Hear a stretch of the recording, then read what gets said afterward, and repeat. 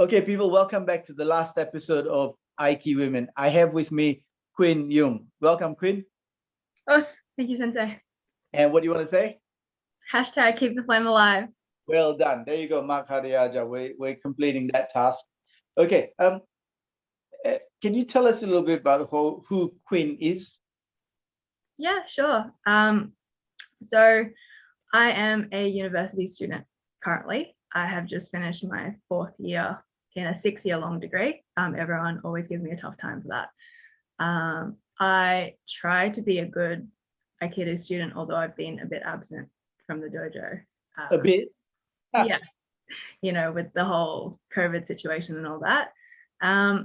I try to keep things in check at the dojo, and similarly, I try to keep things in check in my life, but I'm just kind of busy trying to take on everything at the same time.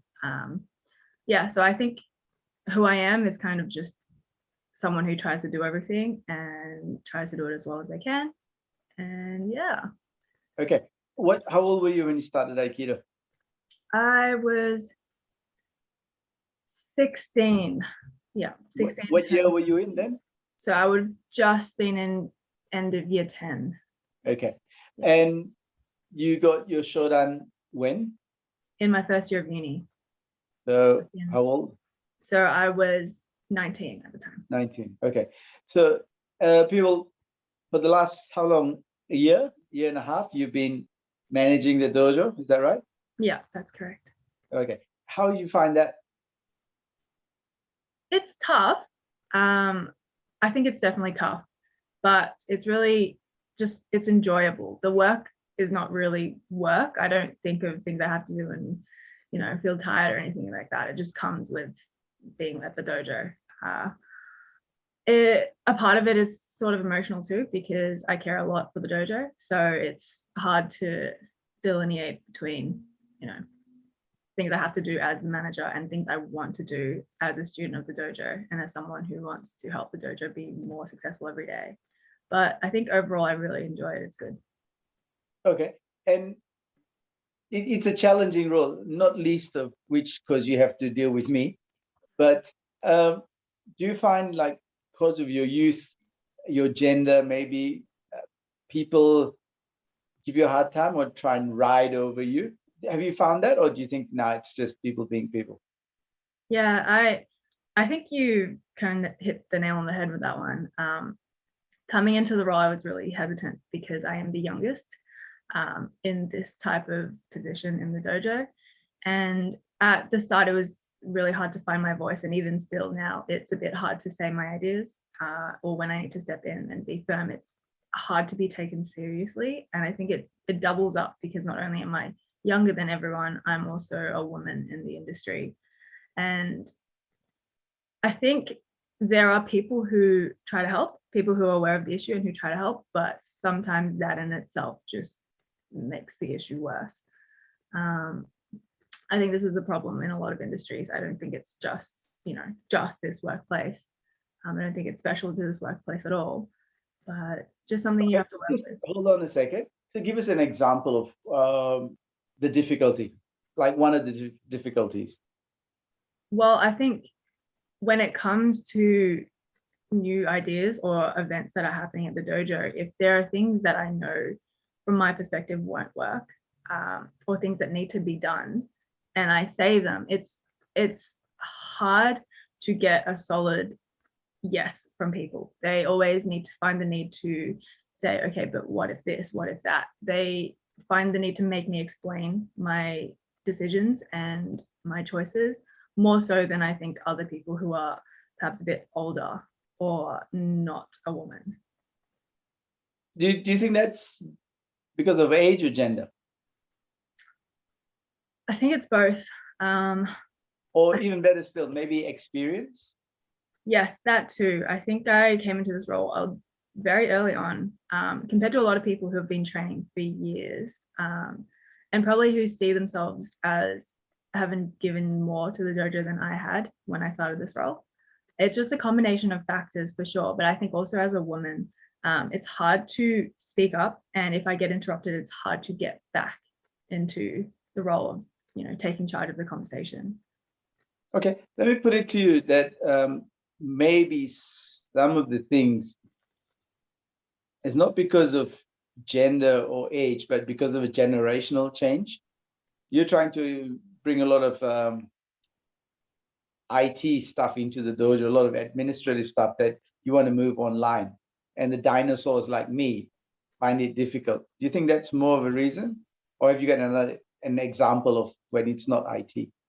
I mean, I think in terms of the IT stuff, it's hard getting technology into anywhere, right? I don't think it's generational. It's more so just something new, and it's hard because it's new. And to get everyone trained up to use it, I see that it is hard, but there are a lot of benefits. And I think just refusing outright is a bit tough for the workplace. But in terms of examples without IT, I mean, even just dealing with the kids class, right? There are certain things that I think as a woman I might see more clearly than a man. I can't think of any specific examples right now, but there have been times when I've raised certain issues and have been shut down because they don't seem important or they don't see the problem as well as I do. And it's not something that it's just me. I've spoken to other women in the dojo and they see similar issues as well. It's an issue that we're all fighting. That's interesting because I didn't realize that.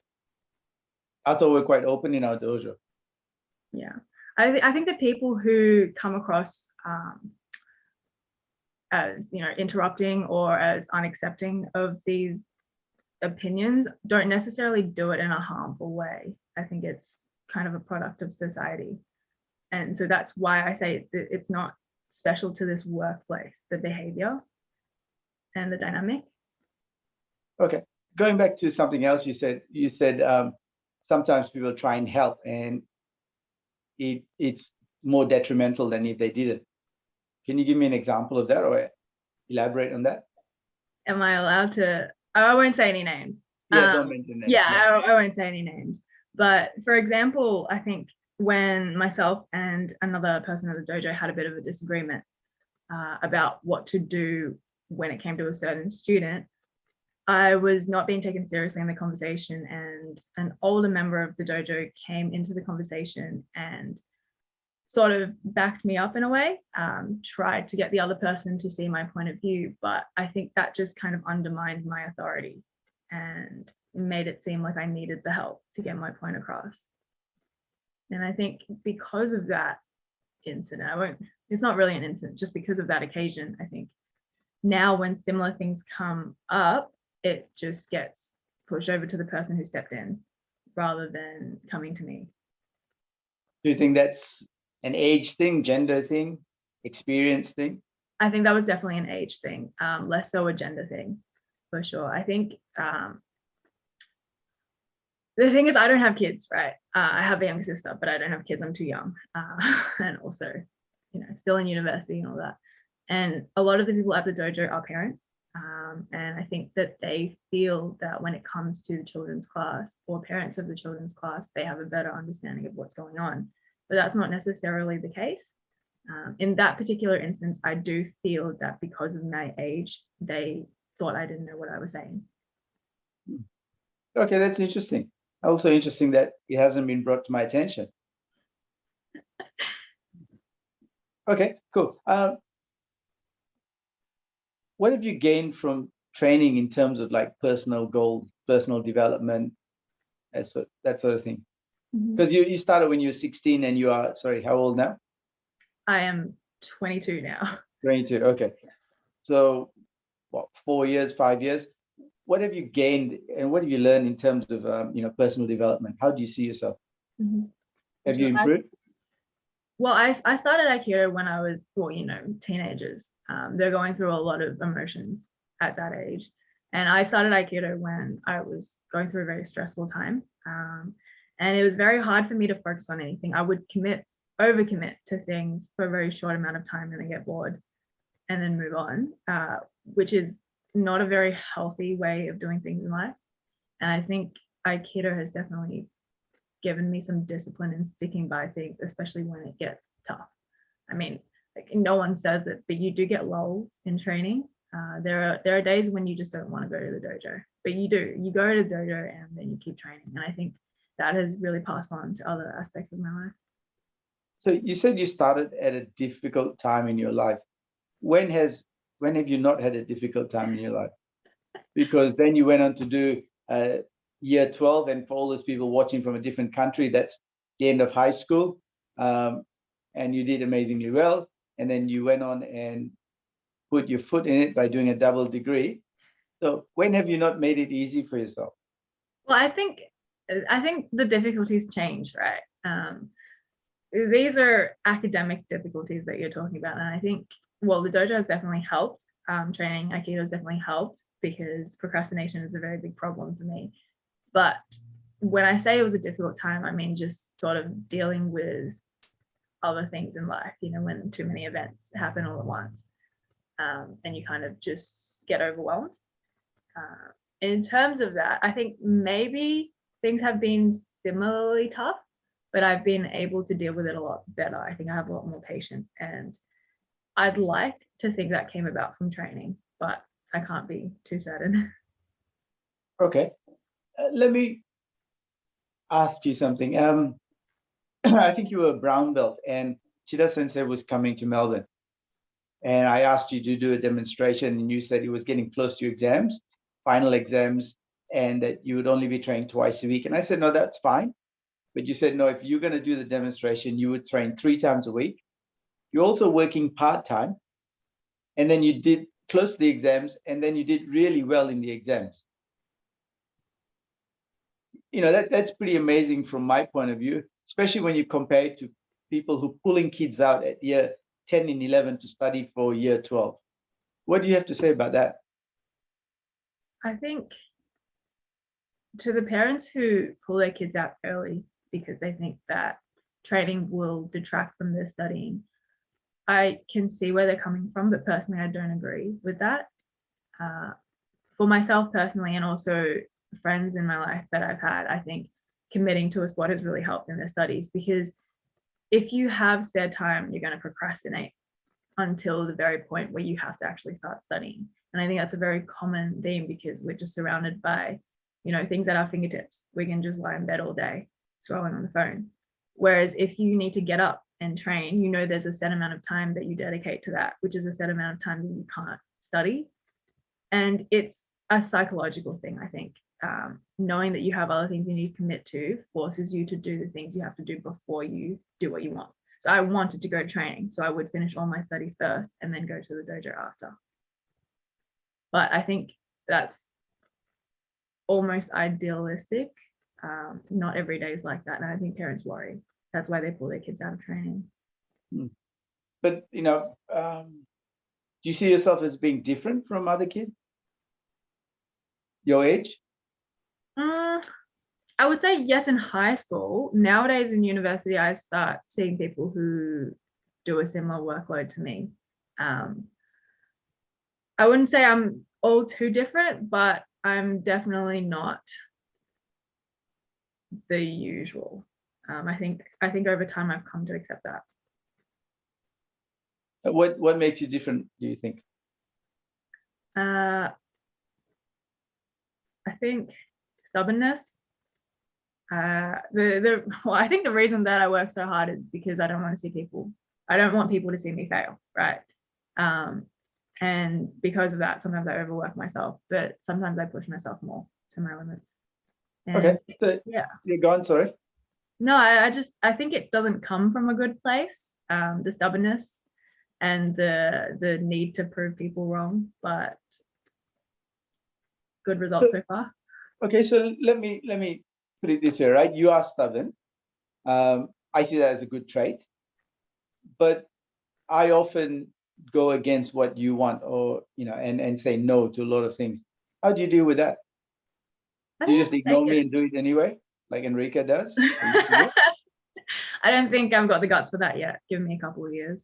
But I think because I can, when I put things to you, it's just a suggestion, and I know that it's not something that I'm dying to implement, and it's it actually brings up a thought. We had someone else who was working at the dojo for a bit. Not going to mention any names, but I think you'll pick up on who it was. And they were the type of person who would try to figure out what you wanted first and then suggest it to you. So then when you said no to them, they would get really upset about it and really down on themselves about it. And it affected their productivity. I think for me, I kind of try to see things holistically and give suggestions, which I think would be good if they were implemented. But if not, nothing's changed. We're still doing okay. I don't get too cut about it. Okay, interesting. You're teaching kids, right, as well? Yeah. Do you see that as an opportunity to develop, or do you see it as just one of your duties in the dojo? I mean, I love teaching the kids class. The kids are wonderful. And I think early on definitely was an opportunity to develop. Even now, I still learn every time I take the kids class. But on days where other things have to come in, like work or study, it does end up feeling a little bit like a chore before I head into the dojo. But by the end of the class, the kids are great. And, it's the same with anything. You think it's a chore at the start, but you do it and you gain a lot from it no matter what. So have you learned from teaching? In what way? I don't know. You tell me. Have you felt that you've learned something from teaching, or more importantly, have you learned how to learn from teaching? How to learn from teaching. I think teaching is different because you see a lot of students who learn different ways. And just because I show one student a technique in one way doesn't mean another student will get it like that. And there are students who you have to explain the same thing many, many different times before it clicks for them. And I think that has kind of opened my perspective a little bit, both in the way that I train and also the way that I teach. Because if for me it was just linear, right? Whatever I was doing, if it was working, I would just stick with that and I wouldn't really change it. But seeing the kids and seeing how different it is, I think I've learned to look at things a different way, even if it seems to be working out okay, because there might be a better way to do it. And how would you go implementing things that maybe go against the grain or you don't want to do, but I insist you have to do? To be honest, I have to think about it a long time. There are certain things that you ask me to do and it just is a bit tedious, and I think over it a lot in the background when I'm doing work. And then when I feel like, okay, I'm sick of thinking about it, then I'll do it, because once it's done, I don't have to think about it anymore. All right, that's the stubborn bit in you. So another thing, like you sometimes have to teach beginners and stuff like that, right? Yeah. Have you had people resist you? As in like a technique, or as in a technique, yeah. Oh, for sure, yes. And how do you overcome that? How do you get over it? In terms of the kids class, some kids, if you just tell them this is not what the purpose is, they'll listen to you and they'll stop resisting. Other kids, you just have to show them that if they resist, Okay. What about adults? I'm a bit of a scaredy cat when it comes to adults. Sorry, say again? I'm a bit of a scaredy cat when it comes to adults. If someone's resisting me. How have you dealt with anyone resisting you or being belligerent? Well, I guess it makes me have to focus on the technique a bit more. I do admit when I get tired, in the last part of the class, some techniques just aren't techniques. But they actually give me a reality check and I have to do the technique properly to get it to work on them. Afterwards, it makes me not want to train with them a bit more, and I really have to push myself to actually train with them, because it's not going to help them if they just keep pushing their weight around, because they're not going to learn anything. But yeah, I'm still struggling with that, actually. Okay, you haven't had this problem, but what happens if someone like maybe grabbed you in the dojo and said, okay, show me how this works, or do something? Yeah. What would you do? Have you had that? No, I haven't. Although in the self-defense parts, there have been people who will just push you up a wall if they could. I think in that situation, I would just be honest with them and say, I probably wouldn't let you do this to me in a situation anyway. But they just did. Yes, because we're training. And how do you respond? As in, how do I respond to that technique? Yeah. Probably struggle. I think if I could get them off me, I would. Otherwise, I would say, hey, like, let go of me, because I'm not at the dojo to not have a fun time. I don't want to pick fights with anyone. And if they're going to do that to me, that's not what I signed up for. Just because they signed up for something doesn't mean I didn't sign up for it too. Yeah, but now you're an instructor and you're like the face of the dojo, or Yes. one of the faces of the dojo. How do you stand up to someone who's like maybe trying to push you around a little bit? Well, I think it's important not to give in to their ego. I think them riling me up and me pushing them away or doing something that could hurt them is worse. Me being upfront and saying, you can't do this. You can't just come up and grab me like that or do something like this, I think is probably better. Because we're not here in the dojo to, measure our egos and to see who's stronger than who. Yeah, maybe it's not measuring the egos, but maybe they want to see the technique work. You're a senior, you're a black belt. They want to feel it work. They need to believe in it. Yeah. Maybe that's where they're coming from. Yeah. So that's where I think I just have to kind of admit my level, right? There are other instructors at the dojo who are more than capable. For me, I've trained, but I don't think I've trained long enough to do something about that, because how I understand it is we start off with, techniques that the uke does certain things so that we can reciprocate with the technique. But then as you progress, you will be able to do that technique no matter what. I think I just have to accept that I'm not at that level yet. I want to be at that level someday and I work towards it, but I'm not there yet. And there's no point in me pretending that I'm at that level. But sometimes trying to make it work gets you towards that level rather than saying, yeah, for no. sure. I think because I haven't actually been given a hard time by a beginner, but I think a lot of the black belts, the more senior black belts, definitely try to test me because they think I can do better. And I do. Sorry? I'll make sure they do coming up to your next test. Yeah. Yeah, so they do give me a hard time. And you're right. I do find that when they make it tough for me, it ends up working, something just clicks. But if I'm truly struggling, I think it's just a bar that's a bit too high for me at the moment. And I just need to work towards it more. Yeah, but that's an issue that a lot of people have. Okay, big people might be able to muscle it or intimidate smaller people or females, or I'm not male or female, regardless, right? Big people might be able to muscle it or intimidate smaller people like you and me. And the confidence only comes when you make it work. You don't make it work unless you give it a wholehearted shot. Yeah, that's true. Like, I'll give it a shot, but if it still doesn't work, I think I'll just, let them know that I'm not there yet. And if that's what they're looking for, there are plenty of people at the dojo that they can ask.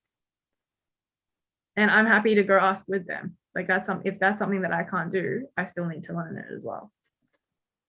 You wouldn't think of doing something to put them down and then say, let's try something else? I don't think I'm that type of person.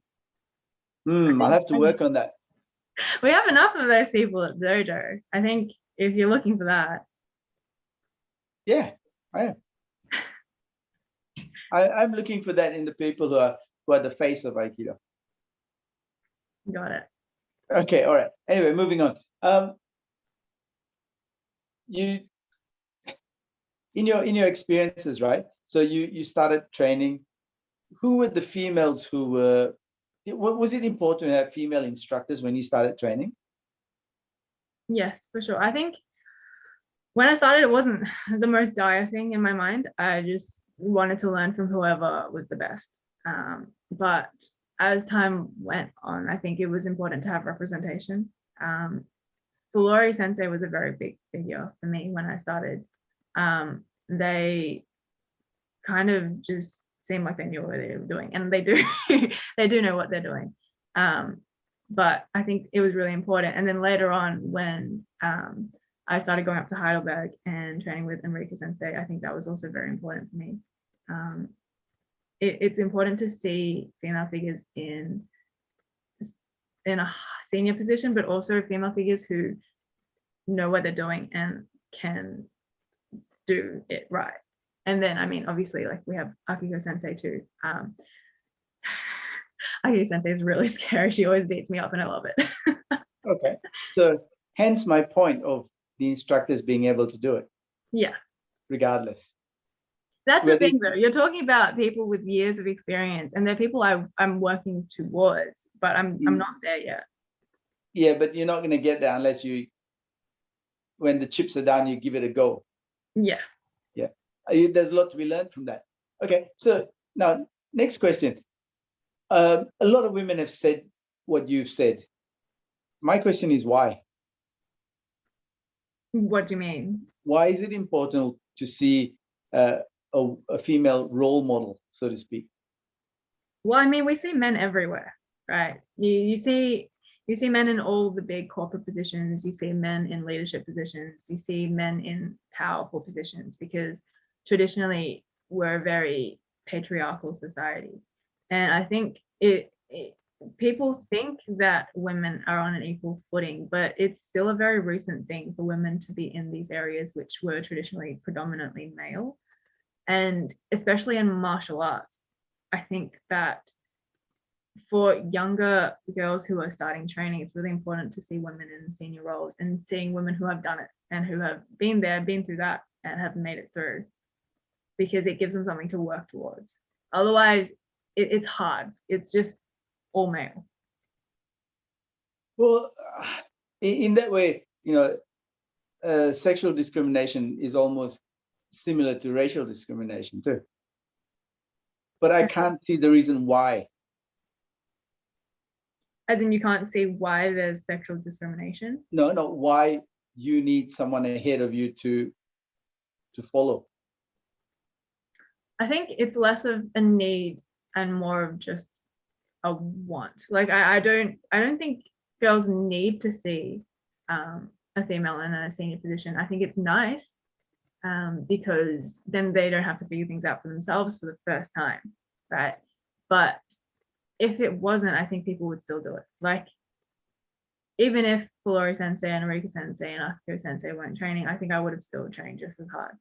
It would just be tougher. And tougher, I think, mentally too. There are days when you go to the dojo and like I'm the only female on the mats, and it's hard on those days because there's a sense of, what if I don't belong here, in a way. But have you ever felt that? Maybe when I was younger, not anymore. But definitely maybe when I was younger. Oh, that's interesting. So, I'll put it back on you then. It's important that you use that experience to foster the next generation of women. Yes. So that's the way you feel. Yeah, you should train more, teach more, and lead more. Okay, so what would be your advice to females, younger ones, like teenagers and stuff, coming into the dojo or wanting to do Aikido? What would be your advice? I think my advice would be to know what you want out of training and to do whatever it takes to get it. I think use the people around you, because there's so much knowledge at the dojo and so much experience. And if you feel you can't compete in certain ways, think about what you're good at and what your strengths are and really push those things, because it's those things that are going to make who you are, both as a person and as someone training at the dojo, special. And it's going to help you succeed. I don't think that it's necessary to follow what everyone else is doing. I think do it your way and just fight as hard as you can to get there. And the secret to balancing out work, school, or work and Aikido, or work, school, and Aikido? There is no secret. I think once you sign up to it, you sign up to it, right? And you have people who sign up and then they quit after the first month because they can't take it, and that means they just didn't want to train. I don't sit here and plan, okay, I've got 3 hours for study, 3 hours for training, 3 hours for work. I don't do that. I just know what I have to do in the week and I just do it because I want to and I have to. There's not really a secret to it. If you want to do it, you'll find time. Okay. No, a lot of dojos have like look, I spoke to Stephanie Ando Sensei, and she said that the mix in their dojo is almost 50-50, male, female. We've got maybe 20% women. Yeah. For most dojos, that's high. Yeah. How do you think we can, a lot of instructors listening to this, how can we bring in more women to the dojo? Mm-hmm. How can we change the ratio? I think for starters, women need to be advertised, but in a way that appeals to a female that wants to train. I think something that you can't help, Sensei, is that you can't see what women would see because you're just not a female. Okay. Right? And I think you need to get opinions from females who have just started training about what hooked them on to starting training. I think it's important that, websites, flyers, and things like that have women on it, not just in roles that are traditionally male. I mean, and when I say that, I mean like, a woman pummeling someone or like just throwing them or pinning them in like dominant positions. I think that is good to some extent, but also just more, I don't want to say softer. It's not softer. I think it's just a different perspective, because martial arts isn't all about who's the strongest and who's the biggest. And especially Aikido, I think it's very intricate, and it's important to play on that if you want more females in the dojo. Okay, that's an interesting point of view. You said what women want to see, right? Because I don't like you said, I don't know. I've had women on this episode or this series of interviews say, have you seen the images of women in Aikido? The images of Aikido advertising that has women. They got long flowing hair, immaculately dressed, etc., etc. Is that a wrong thing? I think, is it accurate? I mean, a number of the women in our dojo don't have long hair. No, but you know what I mean? Like, like striking a pose. And I mean, we all strike a pose when we try and take shots for advertising, don't we? I think that's true. I think the aesthetic is one thing. I think especially for young girls, seeing what they want to be on the cover of things is important to hook them in. But I think also, what do women want out of training, right? They want stability. They want improvement. They want discipline. They don't necessarily want, to throw someone or to hit someone. How do you put all that in a photo? Well, that's the thing. Maybe we need to move on from stationary media. Maybe we need to do other things. Maybe we need to do talks. Maybe we need to do, movement, things like that. But we're talking about ads, right? We're talking about putting ads out there, which is by definition just an encapsulated version of whatever we do. I think you can portray that in images too. I mean, example is gym adverts, right? You can have someone who's lifting a big weight. That's like, the gym, or you can have someone who's sweating and working out in the middle of this, and that they're tired and they've put their work into it. I think it's possible to portray that. I mean, we've had art for years. I'm sure it's not difficult to do it. I think it just hasn't been done. Okay, let me play the devil's advocate for a second there, right?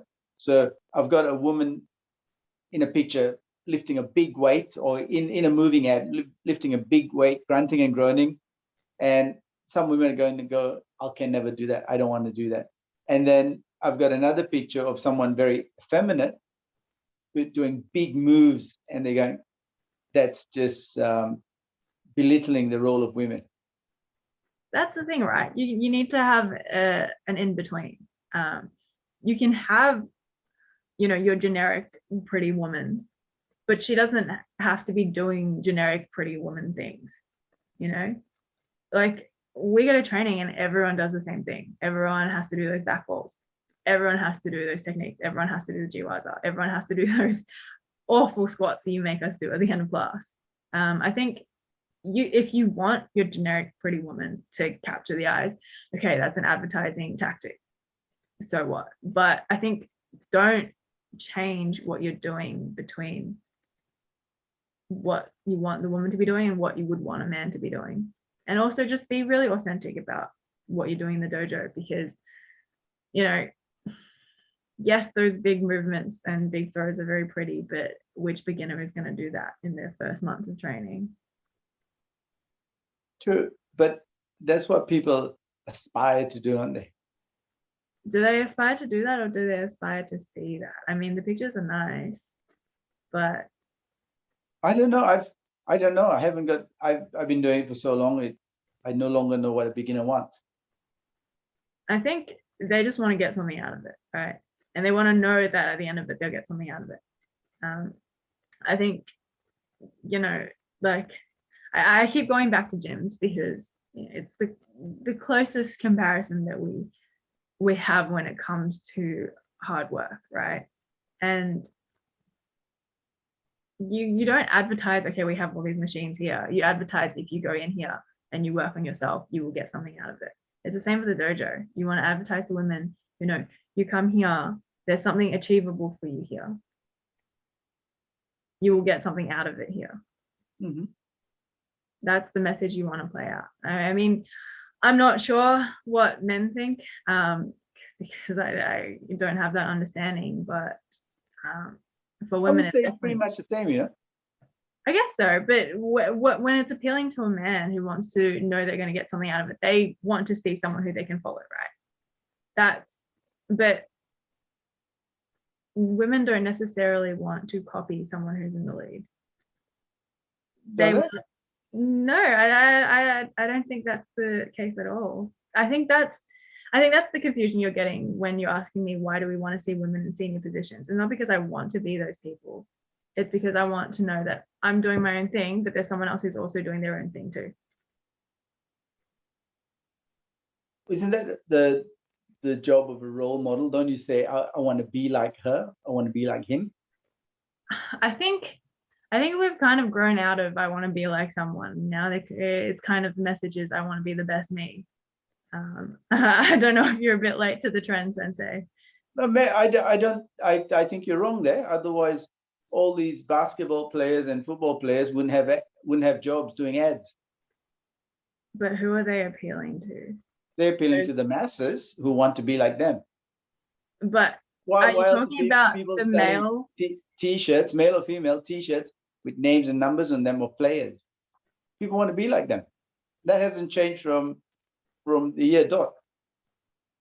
I think maybe when you say the masses, it's because you're seeing a lot of the boys and the men who do it.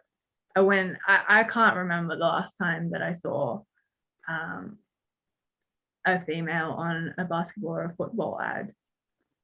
Not in the stores, not on TV, not on YouTube. Oh, not netball.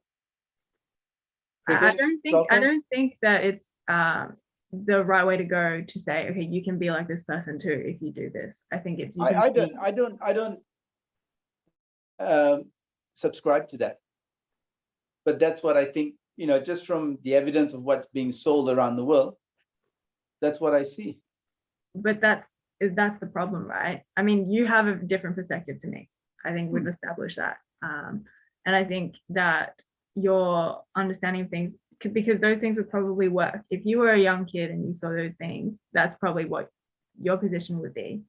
No, but I think then what would your position be? I've never wanted to be like anyone, but go ahead. So then you're telling me speaking generally, yeah. So you think that everyone wants to be, well, everyone generally, right? The masses. Most people want to be like their role model, and that's why they work hard for things. That's why you have posters. That's why you have posters in sports stores. People paying lots of money for autograph copy of some sports star. Well, I think when it comes to sports stars and things, I don't necessarily think that you want to be that. I mean, if you go to a football stadium and people have all, their teams and their favorite players and stuff, I don't think they necessarily want to be the player that is their favorite player. I think they just want to see that player succeed. I think they want to follow that journey with them. I don't think that, a kid, well, okay, maybe a kid, but not all kids, and especially not adults. Adults have favorite players. I don't think they necessarily want to be that person. They don't want to be that person, but they want to be like that person. I've Are you had many sure? parents come up here and say to me, my son wants to be like this instructor or that black belt or this instructor. Yeah. The parents are saying that to you, but are the kids Yep. saying that to you? No, the kids are saying that to the parents. Are you sure? Yep. Not all, but yeah, I've heard that many times. Well, They don't want to be like me, but they want to be like one of the other instructors. I think being like them is not necessarily the same as wanting to be in the same position as them. All right. We'll When talk about it. kids say like they want to be like someone, they're saying because they think that person's cool. They want to be cool too. Thank you. You just proved my point. I don't think so. I think you can be cool, but you still be yourself. They can get to that cool place by being themselves. They can, but they don't know that yet. And that's why they want to be like someone. It's part of the journey. I think we can agree to disagree. I think our perspectives are different. I think I'm right and you're wrong. So we'll go with that. Okay, moving on. Look, what's your advice to women who are training? Like, there's difficulties. We all have difficulties in life, and now with COVID, etc., etc. What would Quinn's advice be to women training Aikido, any martial art? Stick with it. I think we have very little motivation right now, but stick with it. It's probably a good time to stick with it now because everyone's feeling that kind of lull. And if you want to find your niche, now is probably the time. If you stick with it, you'll be ahead of everyone else. You can get there faster if you stick with it now. I think that's my best advice. But Aikido's got such a bad name from all the crap videos that are out there, the YouTube things. How do we improve the image of Aikido? It takes time, right? I mean, personally, I experience it all the time. People will ask, "Oh, what martial arts do you do?" And I say Aikido, and they'll make some sort of joke, but then I take the time to really talk with them and tell them about the martial arts. And by the end of the conversation, they don't have that attitude anymore.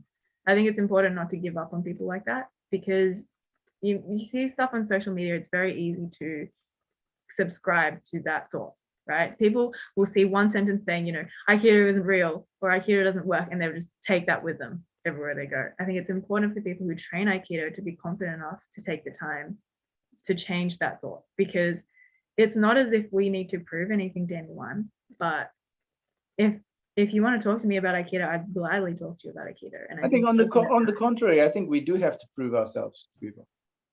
We're constantly having to prove ourselves to people. I think we shouldn't have to. I think we shouldn't have to, but we do because there are people who don't know what they're talking about, but no one's going to know about it more than the people who train. And I think that you can, okay, maybe I think we have perhaps different understanding when it comes to proving yourself, because you can have a conversation with someone and change their mind about Aikido without being like, you're wrong. You don't know anything. Aikido is not like that at all. I think you can really open someone's understanding about the martial arts without the attitude of I need to prove myself. I mean, I talk about Aikido because I love it, and I tell them about what I know about it and my experience. It's not me saying, I have to say these things to change your mind. It's just me saying it because I genuinely believe what I'm saying. All right, fine. Last question. Second last question, sorry. What is it you hope to gain out of Aikido? What is it you hope to achieve from Aikido? I don't know right now. I know Aikido's helped me a lot, and I think when it comes to what I want to get out of Aikido, I just want to get better. I think there's a long way to go for me, and I would like to be able to do Aikido for the rest of my life. So maybe just like it doesn't do it justice, but getting something out of it is just something that I can do for the rest of my life. Cool. All right, last question. Any final words? Anything you want to say to people listening in about women in Aikido, about anything? I think the first thing I want to say is that Sensei and I don't normally disagree this this hard on things. Yes, we do. No, we don't. We just did then. Okay. Go on. In terms of women in Aikido, I think it's the same with women anywhere, right? You just got to keep at it. And for the men watching who may feel irritation, it's okay. Sometimes I can say pretty silly things, but that doesn't mean that my opinions or other women's opinion isn't important. And I think if you feel irritation, yeah, maybe have a look into that. Generally, for the women studying Aikido right now or who have just started, I think keep at it. It gets tough in more ways than you think. It can be very emotionally hard, but just keep at it because you're not alone. There are other people, and we'll get through it. Cool. Okay. Thanks, Quinn. Thank you very much. So, people, that's the end of the Aiki Women series. My next series is going to be spouses/partners. And you're going to hear from a lot of interesting people like Robert Mustard Sensei's wife and quite a few others I've got lined up. So stay tuned for that. #Keep the flame alive. Thanks very much, Quinn. Thank you, Sensei.